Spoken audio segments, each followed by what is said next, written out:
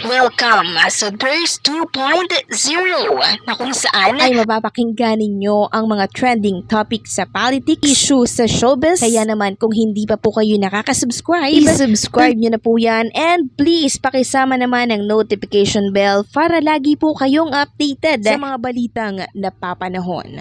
So ayun, welcome back again to our YouTube channel mga Kadaberkads, and for today's video nga po ang pag-uusapan natin ay tungkol sa mga nangyayari po sa loob at labas ng Itbulaga.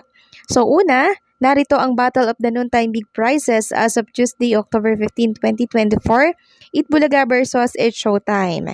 So ang inilabas po ng Itbulaga ay tumataginting na 190,000 pesos. Samantalang ang sa It's Showtime naman ay 55,000 pesos. So at least 'di ba lumalaki po ng konti yung papremyong pinapamigay ng It's Showtime. So update lamang po tayo dito po sa isang programa ng TV5 na ipapalabas pa lamang po, no? Kaso mo nga lang yung titulo po ay ginagaw or may kagaya dito po sa GMA Network. So ano po yung update doon? Ayun nga po dito sa Trending Central, titulong quiz mo sa nakarehistro na pala sa MediaQuest bilang copyright at trademark. So na-secure na po pala ito ng TV5. So pwede po nilang i-copyright itong quiz mo sa na kung saan ay segment ng TikTok Lock. Pag sila ay nagmatigas, pwede pong i-copyright yan ng TV5. Sabi dito, trending pa din hanggang ngayon sa social media at patuloy na pinag-uusapan ang pagkakapareho ng titulong gamit ang TV5 at sa isang segment ng TikTok Lock ng GMA Network. Ito nga yung Quizmosa.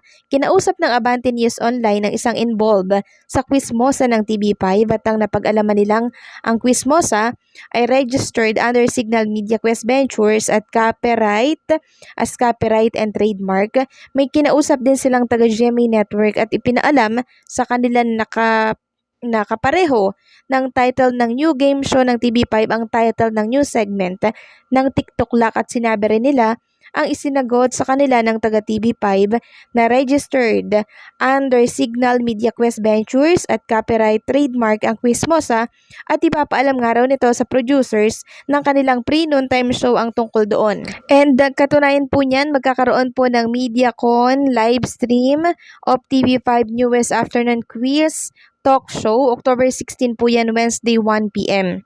So, ang title naman nitong pamediacon nila ay Quizmisan with OG Diaz, Quizmosa Mediacon.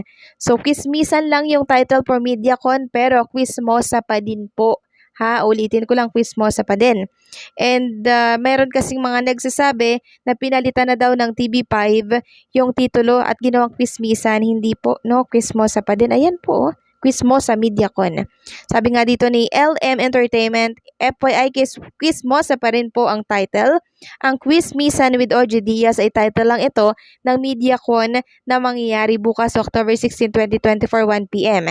Hindi isusuko ng TV5 ang titulong Quizmosa katulad ng kung paano pinaglaban noon ng TVJ ang title na Itbulaga.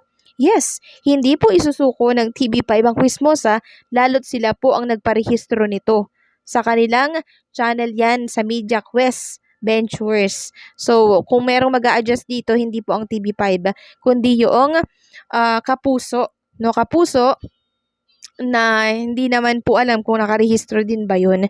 So, isa lamang po ang pinapayagang magrehistro ng isang trademark at yun po siguro ay ang TV5. So, tingnan na lang natin kung ano po ang mga susunod pang mangyayari, kung sino ang susuko, pero for sure ayun ay ang producer po ng TikTok Lock. Samantalang congratulations naman po sa isang host ng Itbulaga dahil sa bilyonaryong advertisers or advertisement na nakuha niya na naman. So walang iba kundi itong si Atasha Mulak. Siya po ang panibago na namang mukha po ng I Am. No, I Am Amazing Coco Barley po. May bago silang product itong I Am, itong Coco Barley, and kinuha nila din itong si Andres Mulak, and katunayan po niyan pumirma na po ng kontrata itong si Atasha Mulak and certified endorser na po siya ng I Am. So nakakatuwa lang kasi patuloy po na binabaha po ng mga endorsements si Atasha Mulak, and ganon din po yung kakambal niya na si Andres. So proud na proud po niyan si Aga and syempre si Charlene Gonzalez dahil nakikilala patuloy ang kanilang anak dito po sa industriya ng showbiz. Dahil araw-araw pong nakikita sa Itbulaga eh. So talagang uulanin po yang si Atasha Mulak ng mga endorsement.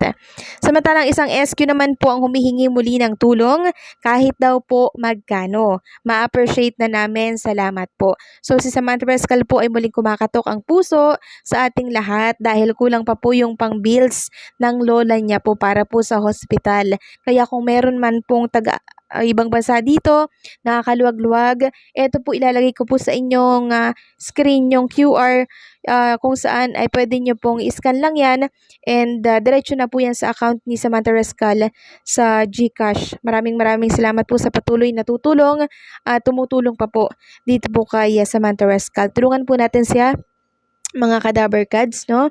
Dahil talagang walang-wala po ngayon si Samantha Rescal. And katunayan po niyan ay magbebenta po siya ng mga gamit nila. Magla-live selling na po siya sa TikTok. Siguro bukas ito mga pre-lab niya daw na damit, ibebenta niya na po para po sa pang-bills ng kanyang lola. Sabi niya nga dito, pwede niyo pong regalo din sa mga kapatid, mama or tita ninyo if ever pwede. Around 3:30 PM para makahelp na din po sa hospital bills ni lola. Thank you guys and see you. So ayan, ibebenta na po ni Samantha Rescal yung mga kagamitan niya, no? Talagang love na love niya po ang kanyang lola. Talagang gusto niya po itong maisalba syempre dahil yung lola niya po ay napakabait po sa kanila.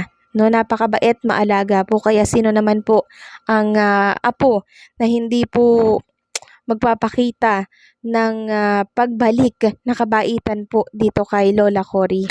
So ulitin ko lamang po ulit yung aking pakiusap. Sana po ay makarating ito kay Tita Soto and tulungan naman sana itong si Samantha Rescal.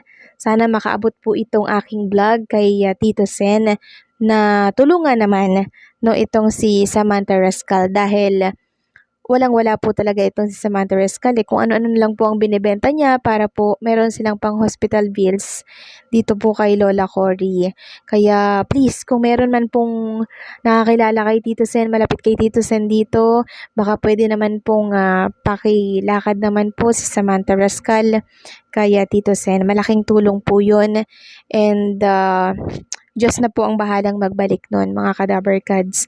And kung meron man dito na nakakaluwag-luwag, mga taga-ibang bansa, please tulungan po natin si Samantha. Kahit small amount, malaking tulong na po yan, mga Kadaber Kads. So ngayon pa lang, maraming salamat na po sa inyong kabaitan, sa inyong pagtulong, sa mga tutulong po dito kay Samantha Rescal. Diyos na po ang bahala sa inyong magbalik ng mga kabutihan na gagawin at patuloy nyo pa pong gagawin sa ating kapwa. So hanggang dito na lamang po ang ating update at maraming salamat po sa patuloy na sumusuporta dito po sa DIRS 2.0.